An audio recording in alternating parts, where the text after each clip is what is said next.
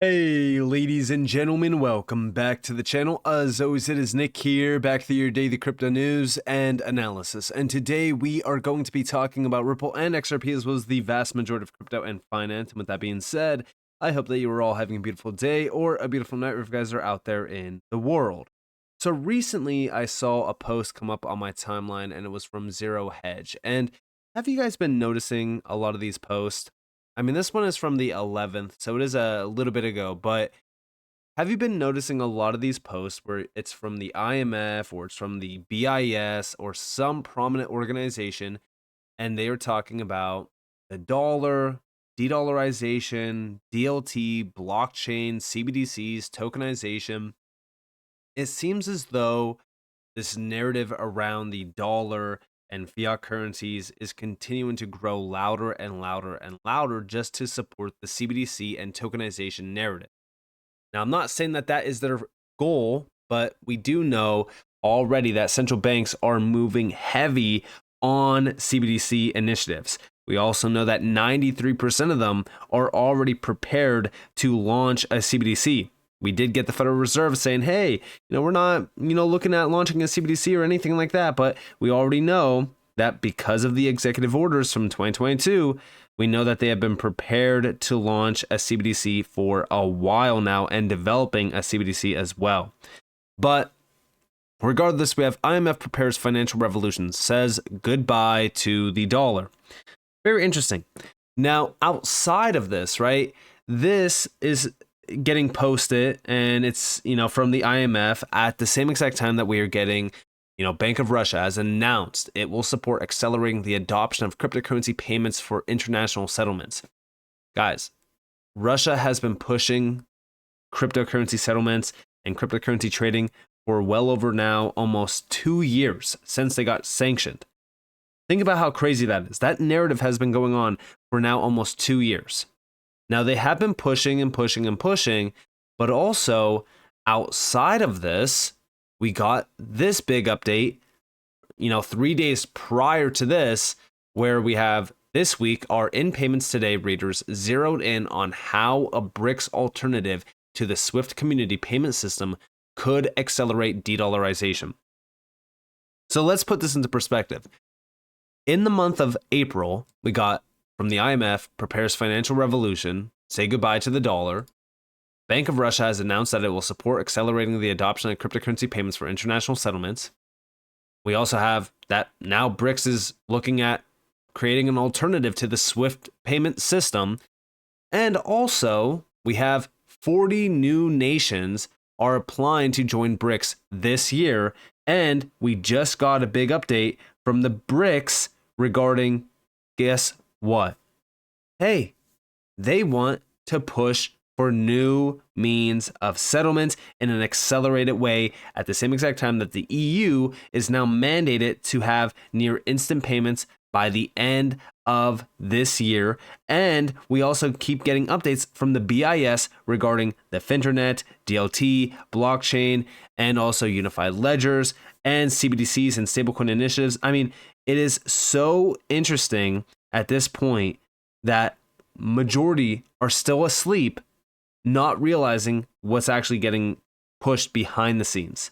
The narrative is Brics are killing the US dollar and that the US dollar is dead, but ultimately every single organization out there is pushing for digitization, DLT, and blockchain-based payment and settlement systems. And even the Brics are doing this as well. And more nations are on board.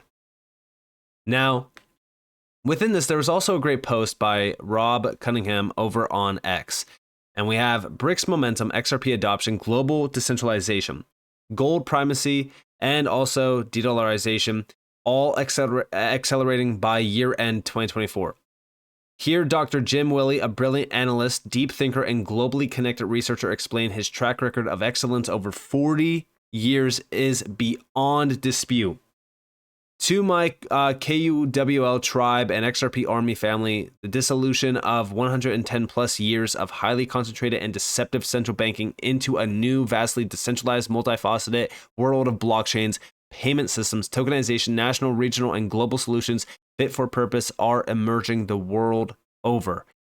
We'll serve ourselves well by becoming skilled at embracing an all of the above and or multifaceted mindset of many decentralized solutions in lieu with, of course, the BIS, Rothschild, WEF, aka the World Economic Forum, or single one-size-fits-all replacement for the old dystopian world of fiat banking, fractional reserve lending, and wealth confiscation. Huge thanks to Nino Boxer for giving Dr. Jim a prominent platform to share his wisdom and insights. The entire interview is available at ninoscorner.tv and highly worth your time to watch. Now listen closely to this. I mentioned the surrender in Ukraine. I mentioned the launching of competing CBDCs. There's not going to be one. There might be 12. And anyone who thinks that everyone's going to follow Basel, you're dumb as a rock. You're dumb as a rock. The Brics are now a union without unity. And it's a very interesting union. They do not have unity. What they have is a common objective, and it's de-dollarize. We're going to see not dissension. We're going to see apparent disorganization by the end of this year within the Brics. The West is going to say the Brics doesn't really exist. They have no unity because they're not following a single method of trade payment. They're going to use the Russian ruble. They're going to use the Chinese yuan. They're going to use maybe a digital currency coming out of Persia, Iran. They're going to use gold tokens for the nations that have sufficient gold reserves. The Chinese just announced the Chinese blockchain platform. And the Brics adopted a similar platform also. Maybe it's the same platform. I don't know who's going to run it. We're going to see XRP used before long. This is going to bring about exactly what the Brics want. Decentralization. And we're going to have so much decentralization by the end of this year and early next year that the dumbasses in the West who don't know how to analyze out of their jockstrap are going to say the Brics are disunited. No, they've achieved their goal of decentralizing the alternative options for trade payment. It's going to be very exciting. Now, I do completely agree with what he's saying here. Like, when we look at XRP, when we look at all of the events happening right now around the traditional system, it is hinting at a new financial system on the rise. And, you know, it's not even a hint at this point, I should say. It's 100% confirmed. I've talked about this on multiple occasions. I mean, anybody that is, you know, at this current moment in time, not realizing that a new financial system is on its way, while every single major organization out there is telling you that it is, and we look at these digital currencies, we look at these DLTs in this space that have been around for well over a decade now, that have been tried, tested, and true, and also purpose-built for financial use cases, DeFi initiatives, tokenization initiatives. You're going to tell me that they're not going to be tapped in? You're going to tell me that Ripple, a company that has all these massive connections that are streamlining the use of XRP and the XRP ledger, you're telling me that this is not going to be massive for Ripple and XRP? It's ridiculous. I see so many people talking about, oh, this means nothing. This means nothing. It means nothing right now because guess what? It's not affecting the price. But this is how we get to major price action as well. This will lead to major price action. Now, what will lead to major price action before this? XRP ledger, use cases, demand, DeFi demand on the XRP ledger. And that's already happening right now. So imagine mixing that with this as well. It's an absolute monster recipe of demand. Now, also over here we have, I can't think of any other catalyst for countries to consider the benefits of digital currencies and potentially accelerate their development and adoption rather than the REPO Act. Big shout to Subjective Views. REPO, Rebuilding Economic Prosperity and Opportunity for Ukrainians. Act is a legislative proposal designed to authorize the seizure of Russian sovereign assets immobilized in the United States These assets, estimated to be worth around roughly $5 billion, are part of the larger global sum of approximately $300 billion in Russian central bank assets frozen by the EU, the US, Canada, and Japan after Russia's invasion of Ukraine in 2022. The bill, if enacted, would allow for these seized assets to be repurposed for the reconstruction of Ukraine.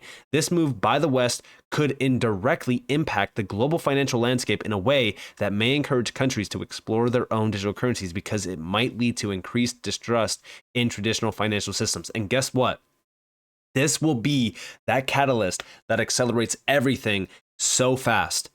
These are the types of events that you're not following a timeline anymore. There's no timeline to follow, because events like this could easily accelerate things by a year, 2, 3. Who knows how fast things can change. But listen closely to this. This is Christine Lagarde. This is about almost 7 minutes long. So strap in and listen closely. You guys are more than welcome to speed up the video. Last question before I open it up, and just building on what you just mentioned about Russia and Ukraine. Active debate going on about whether to seize Russian central bank assets, most of which are in Europe, to pay for reconstruction or to support the war effort. Congress, if it acts at all this week, may well act on a bill, the REPO Act, to indeed seize those assets or to authorize the seizing of the assets. This is an area where the U.S. and Europe don't seem to be on the same page. Why is that? Do you see, and by the way, I don't think the administration was necessarily on this page to begin with, but evolved in that direction over time. Do you see that evolving in Europe, and how do you see that issue getting resolved? Well, first of all, let me remind you that all things being considered at this point in time, Europe is contributing financially more to Ukraine than any other country at the moment. Number two, in February, Europe committed 50 billion euros, which is, depending on exchange rate, 50-ish billion dollars, to Ukraine over a period of 3 years. Contribution. The expectations was that on this side of the Atlantic, there would be that contribution of $60 billion to Ukraine. So, yes, there is that huge expectations that promises made, vote passed by the Senate, will be delivered upon by the House. And I pray that that happens for the credibility of those who made the promise, number one, but more importantly, for the sake of Ukraine. At the end of May, they will be short of 2 billion euros, and that will, 2 billion euros, on the immediate financing, on a cash flow basis, if you will, and that will carry on. So they need that financing from all of us. So what you're talking about is the reconstruction of Ukraine. I think there is not a single doubt anywhere in Europe that Russia should pay for the reconstruction of the damage that it has done, is doing to Ukraine. Not a single doubt. That's the reason why we all decided the day after the invasion to freeze any Russian assets that was held by the National Central Bank, which is a very it's a very harsh measure. It's not been done very often, and it's with a view to doing two things. One is encouraging and pushing those who hold these assets, the Russians, to come to the negotiation table.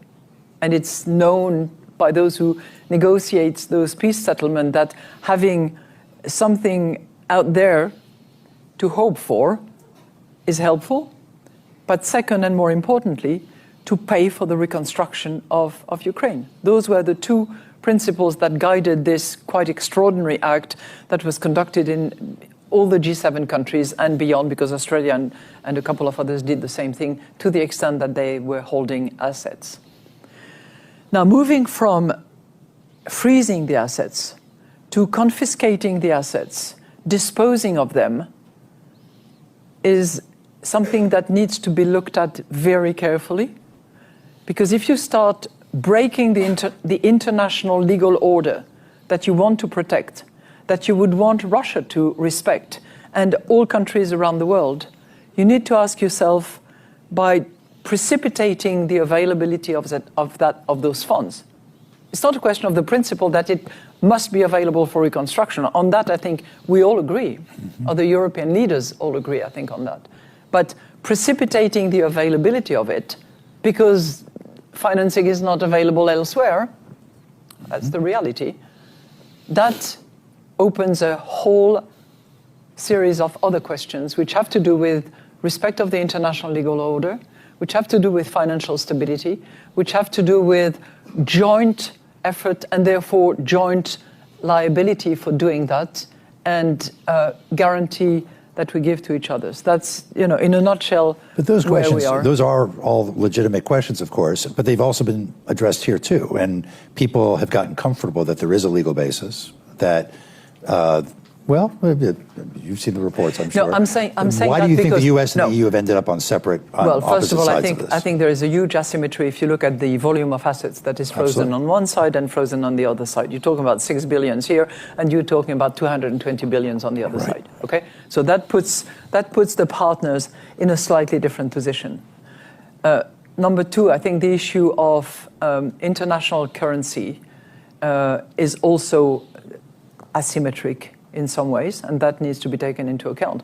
Number three, I have seen at least now 4 different schemes or proposals to sort of circumvent what many other jurists, lawyers, including in some administrations in this country, regard as a very serious legal obstacle, and that can be construed as a violation of the international legal order. Do you think some of these middle ground ideas about using the interest, the earnings, using it as collateral for loans, do you think those have any greater likelihood of being adopted jointly by the US and Europe? There is work ongoing. I'm not going to say much more on that, but I don't think that one should doubt the determination and the willingness of the Europeans and the Japanese and quite a few others to try to secure this large pot. It's only half what will be needed by Ukraine at the end of the war, I hope. But to secure that and to make sure that it's allocated to reconstruction. And with that being said, this is going to put a ton of pressure on all of these countries pushing back and adopting digital currencies, digital payment systems. That's the number one reason why we are starting to see a lot of these moves being made by these Brics nations. And Brics only continues to grow at a rapid pace. So the big question is, what are they using, and how big of a problem is this becoming? Because, it's not so much about de-dollarization, but it's more so about, moving towards a new system. Brics is an accelerant. It's not, they're going to kill the dollar. That's not the big problem here. They are accelerating the new system because they're tapping into digital currencies, digital currency based settlement, payments, and even systems outside of SWIFT, the dollar, you name it. And what's funny about this? We've talked about on multiple occasions all of the Brics connections back to Ripple and XRP. If you guys do want to go watch those videos, there's so many of them on this channel where I go over and I address Brics and XRP. I think that the video title for that is, the truth about Brics and XRP, or Ripple and XRP. Those are videos that I go over every single connection because it is a significant momentum right now that is growing around Brics. And it's not so much about, what they're doing, but, how they're doing it. Because, yeah, it's easy to move away from the US dollar, but how are they doing it? Well, we know that they're now looking into accelerating the adoption of cryptocurrency payments and also new payment systems. And what payment system are they going to utilize? They're going to utilize a crypto-based payment system. And we know that they're going to do this because they told us about this over a year ago and even over 2 years ago. They reiterated it twice, actually, 2 years in a row, and now we are starting to see the after effects of all of those major moves that they have been doing. There's a lot of things happening behind the scenes around their plans. It's not just, hey, let's put out a headline article and that's it. No, they're actually doing this. So, pay attention to what Brics are doing and how big they're becoming. We've been following this for well over now 2 years. And it only continues to grow at a rapid pace more and more as the months and the years go by. So with that being said, I hope that you guys enjoyed this video. If you guys did, definitely leave a like, subscribe to notifications on because more free content. You guys are more than welcome to follow me on Twitter and join the Discord in the description below. And with that being said, guys, it's been Nick. Peace out.